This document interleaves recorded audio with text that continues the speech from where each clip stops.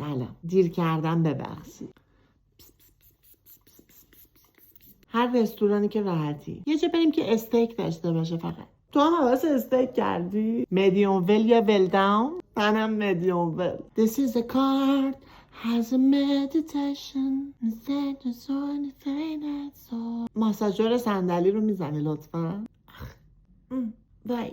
میلانا توت فرنگی داری؟ من فقط میلانا توت فرنگی بو میگیرم. سلام، خوبی؟ کجایی؟ یه ساعت اینجا وایسادم. کسی منو که نمیبینه، ببینم اشکال نداره. سوپری محل اون بابام یه تومن نسیه کرده نداده، 8 ماه نداده. منو میبینه چپ چپ نگاه میکنه، میگه تو بعد بدی. میگه من کجا بگیرم الان به تو بدم؟ صندلی شوری عقب میره. دکمهش این بعدیه.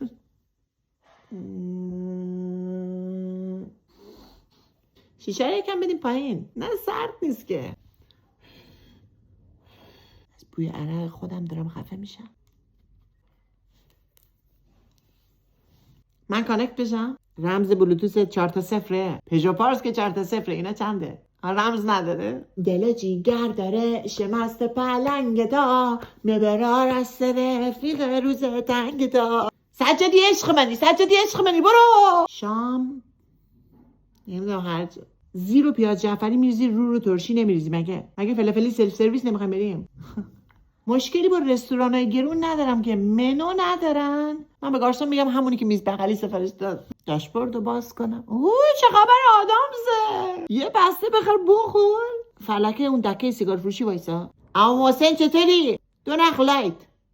اولترا نه لایت. میکشی جدی؟ فندکتم بده.